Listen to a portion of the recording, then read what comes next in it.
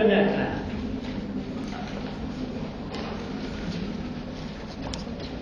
Douze stèles de Netriniens qui sont numérotés de 1 à 12 en chiffres romains. Numérotés de 1 à 12 en chiffres romains. 1, 2, 3, 4, 5, 6, 7, 8,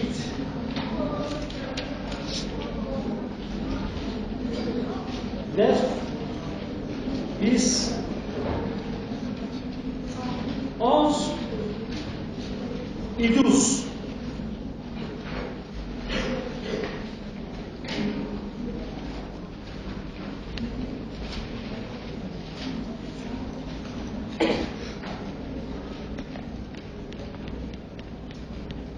Pour retenir ces 12 stades de Netrin,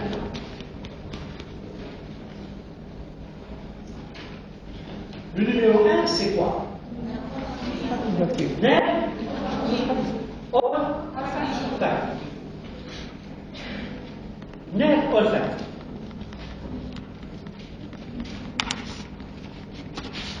Ol, Fak, Tif. Numéro 2, Or. 3, le moteur oculaire grand.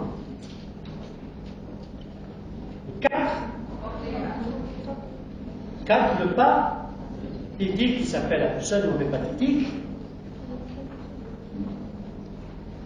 5, moteur 5, tri. Les jumeaux. Jumeaux. Mandibulaire, doucement. 6, moteur oculaire externe.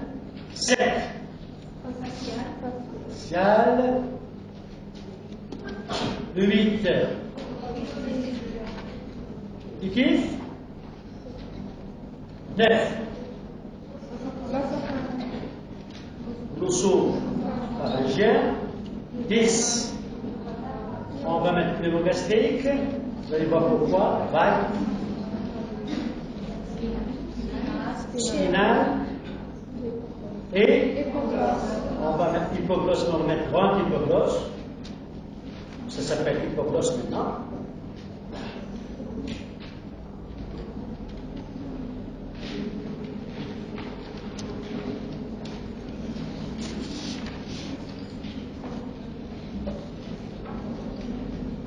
Regardez.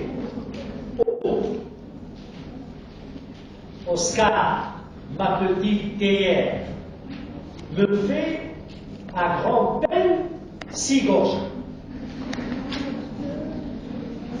Regardez.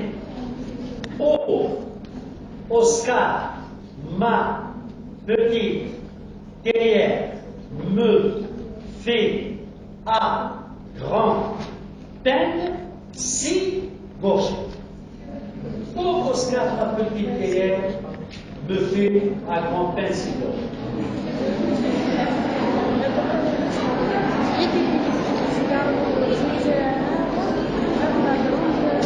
Oscar. Petite théière me fait.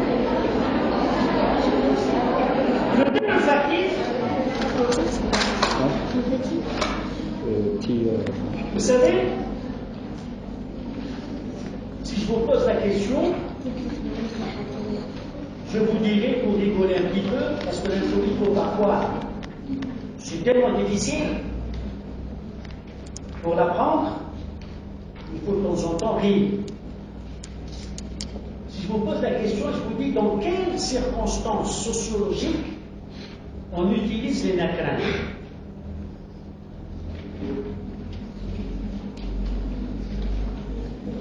Dans quelles circonstances vous tirez les nacrins pour les mettre dans la tête? À quel moment? Dans la société.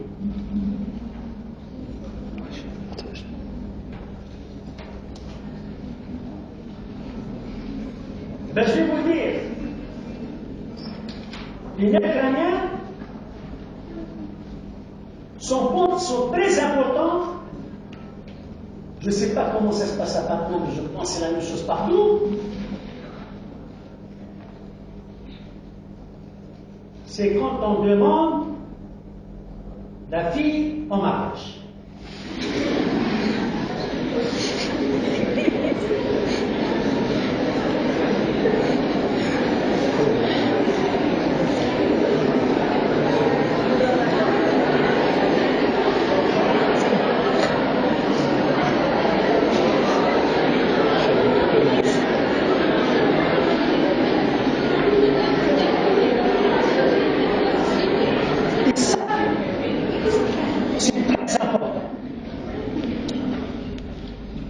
Quand on voit la hidek,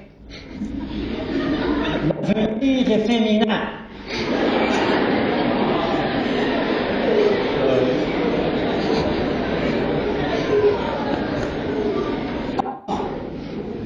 Vous avez à peu près 1%, 2% des gens qui sont ici, ils vont se marier à l'université. C'est-à-dire, on va trouver quelqu'un à l'université. Que ce soit la fille, que ce soit le garçon. Mais le reste, vous savez, les études médicales, c'est tellement.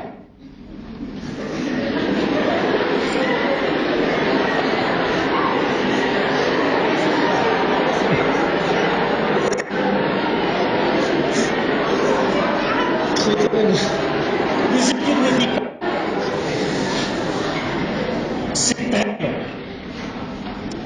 Et j'espère que vous mesurez cette difficulté de la longueur. C'est 7 ans. 7 ans, c'est très difficile de dire dans 7 ans, je vais travailler, je vais gagner de l'argent. Impossible. Donc vous êtes obligé de faire une spécialité qui dure 5 ans. Plus 3 ans de flottement en attendant les concours, redoublement, ça va vous faire 15 ans. Vous avez 20 ans, vous allez terminer à 35 ans.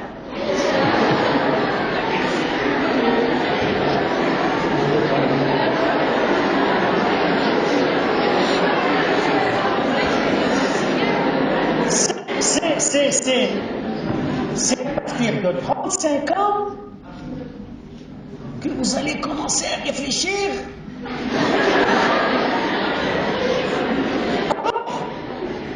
À 35 ans, vous savez, la maman c'est très important.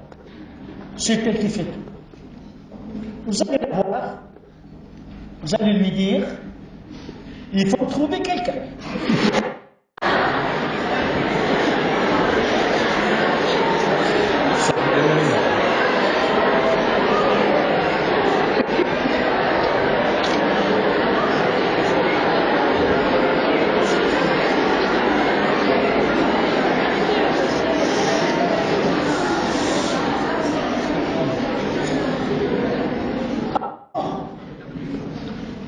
Ça se fait habituellement, je pense qu'ici la même chose, là, ça se fait de la même manière. D'abord, on doit faire un repérage.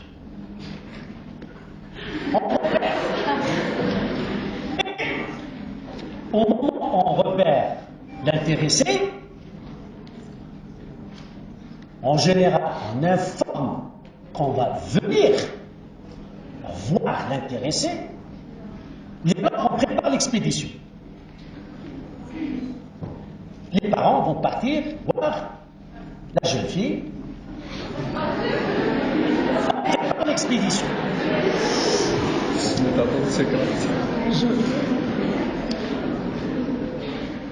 D'abord,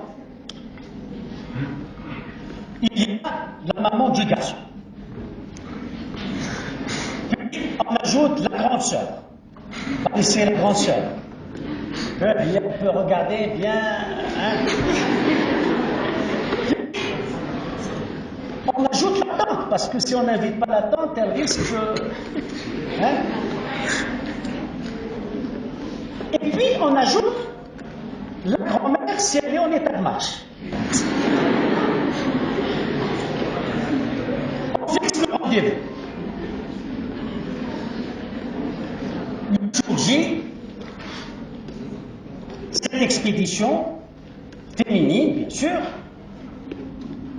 ils vont voir l'intéressé, la jeune fille. Et alors, c'est là, regardez-moi bien, où les nerfs crâniens rentrent en jeu.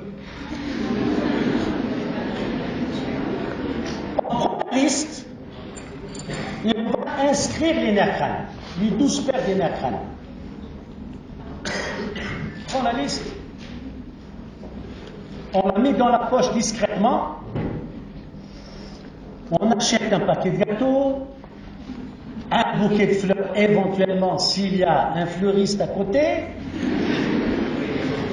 et on va à l'expédition.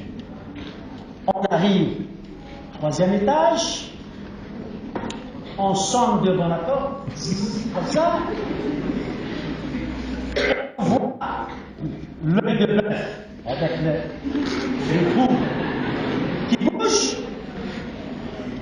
Si c'est la fille qui regarde, elle sa maman. Et elle va se cacher un petit peu. Et voilà, on ouvre la grande porte, l'expédiment de l'expédition rentre dans le salon, ils vont s'asseoir. La jeune fille, on ne la voit pas encore.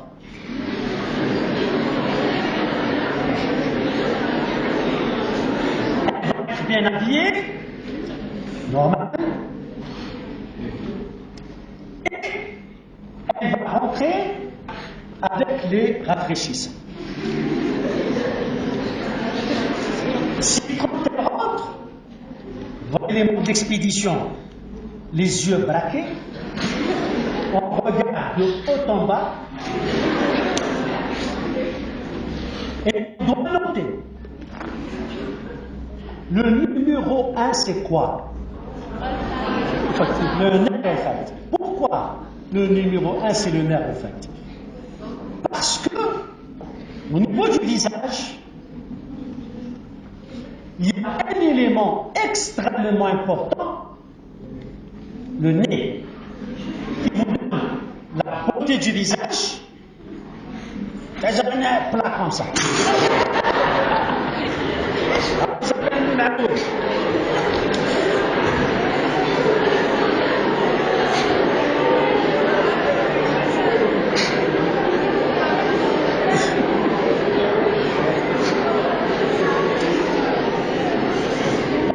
Du visage.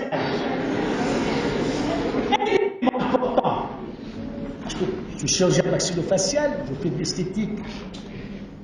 Le nez, c'est l'élément le plus important dans l'harmonie du visage, qui vous donne la beauté du visage. Je ne dis pas les yeux, c'est le nez. Vous mettez le nez. Puis vous mettez des croix, c'est noté de 1 à 5. Parce qu'après, quoi ils vont noter? Quand ils vont revenir à la maison, le père, le ماشي المرأة دي كيفاش؟ احكوا لي كيفاش يا سيدي؟ شو maman? Elle va dire, تشوف نفهم مزيان.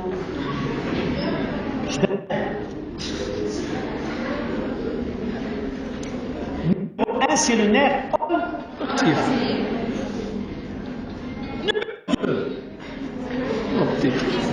C'est le nerf de... Oui, c'est le nerf de... Vision. La vision. C'est le nerf de la vision. C'est le nerf de la vision. On regarde le regard de la jeune fille. Le regard. Et quand on revient à la maison, on a beaucoup de choses à dire sur le regard. وكان تشوف النظرة نتاعها كيفاش دايرة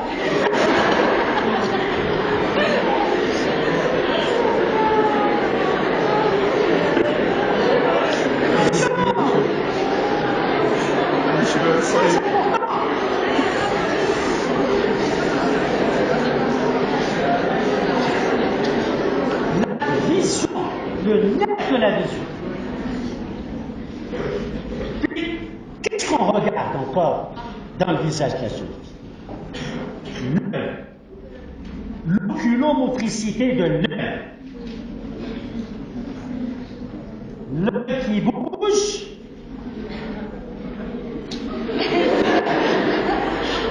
Là, c'est un grand problème. Parce que l'oculomoteur, vous avez le 3, c'est le moteur oculaire commun. Vous avez des muscles. Tu as fait le schéma tout à l'heure, muscle de l'œil. Le droit supérieur pour regarder en haut. Le droit inférieur, droit externe, droit interne, le grand oblique qui regarde comme ça obliquement vers le haut, le petit oblique qui regarde comme ça, le muscle des examens, le petit oblique.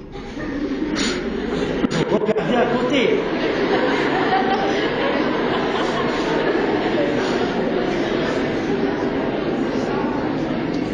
Moteur oculaire commun. Puis le 6, c'est le moteur oculaire externe, qui innerve le droit, n'est-ce pas, externe. Là aussi, c'est important. Qu'après, il va revenir à la maison, le père de wesh. Ou l'عين كده. شباب صح واحد العين.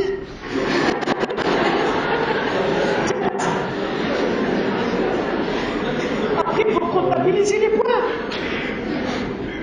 Qu'est-ce qui vous attend? Voilà. Le 5. C'est le trijumeau, on va laisser de côté. Et puis, qu'est-ce qui est encore de plus important dans le visage? La bouche. Le sourire. Le sourire, la mimique, le nerf qui est responsable de la mimique, le nerf facial. Le sourire. هذيك المرأة هذيك ولا غير مشنفة ما تضحك. Elle a un très beau sourire. Après avoir vu tout ça, qu'est-ce qui est le plus important?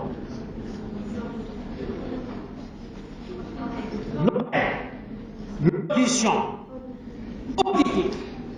Et là, c'est très important. On peut refaire une deuxième expédition pour vérifier l'oreille. Parce que quand on va revenir à la maison, la grand-mère qui en général n'entend rien,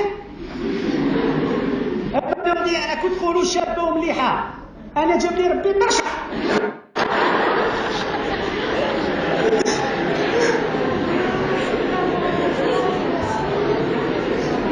ما شفتيش كي عيطت لها يماها ما سمعتهاش ما دارتش. On revient pour vérifier. Deuxième expédition. Et après, on arrive. Ça, c'est quand la fille va venir à la maison. Le glossopharyngé.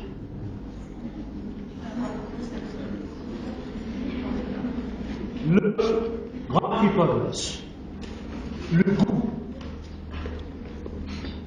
Et on peut très bien renvoyer quelqu'un chez lui s'il met trop de sel ou s'il ne met pas de sel du tout. Donc, ces nerfs crâniens qui sont très importants à la fin de l'expédition, vous allez faire des croix. Et si les croix sont supérieures à la moyenne,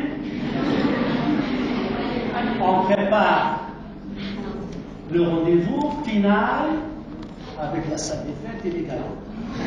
Si les nerfs crâniens sont inférieurs à la moyenne, ça va être un gros problème.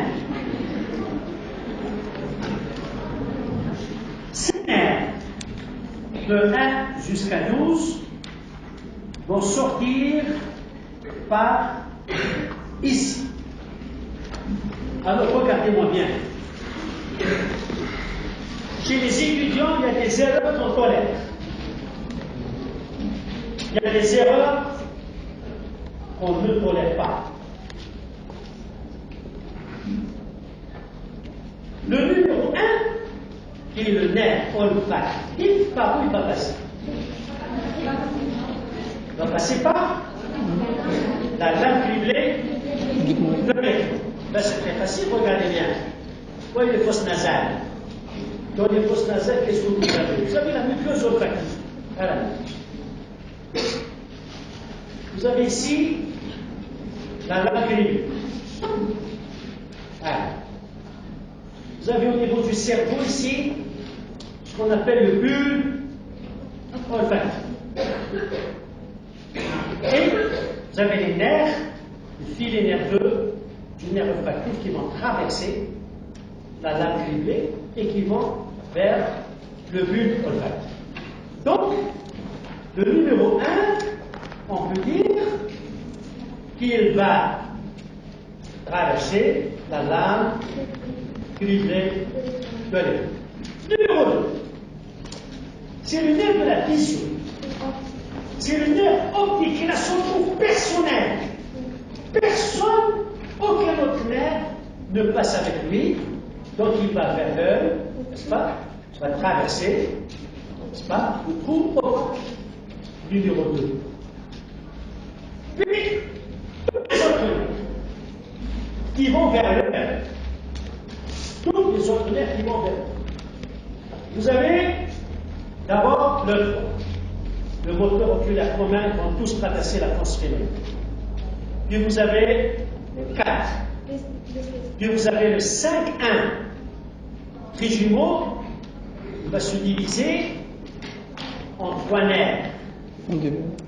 Trijumeau, il va donner le 5-1, le nerf ophtalmique de Willis, on va dire plus tard, le nerf supérieur, et le 5-3, le nerf mandibulaire.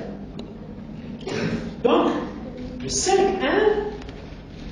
il va passer par la fosse phénoménale. Donc, le foie, 4, 5-1, et le 6.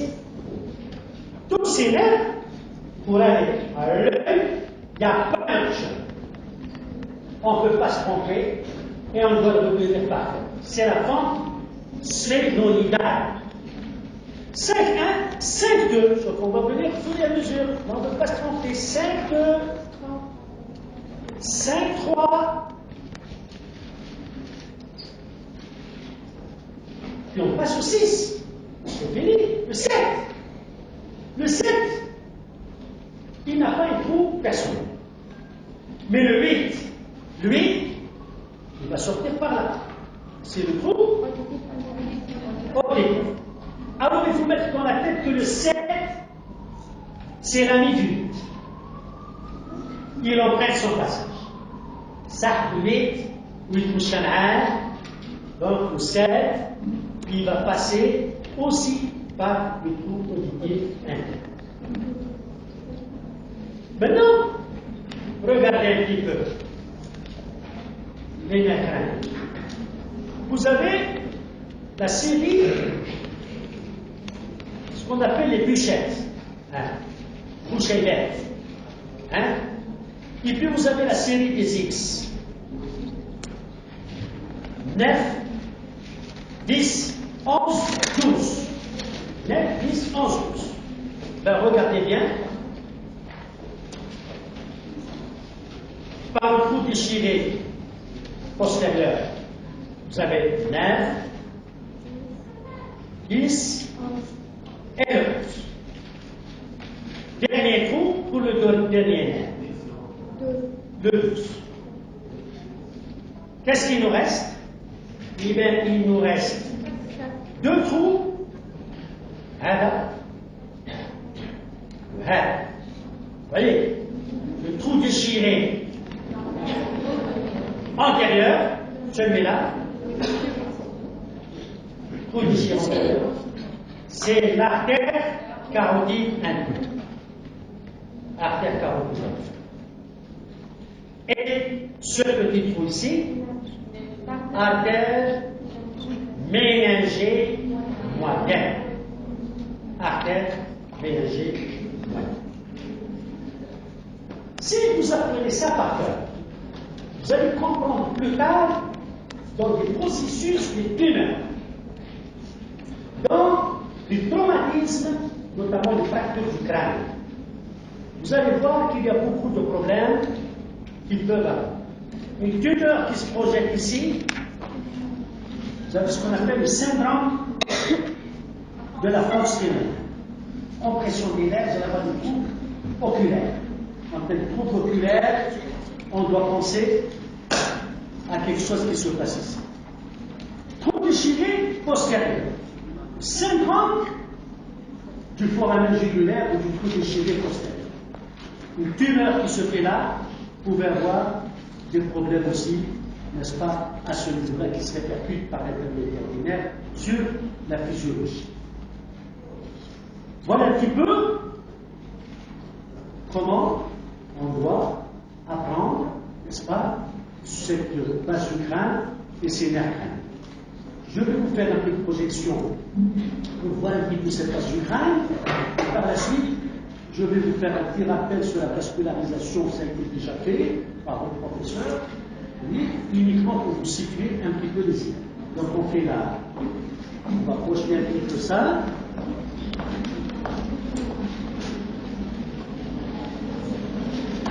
Et vous allez voir l'importance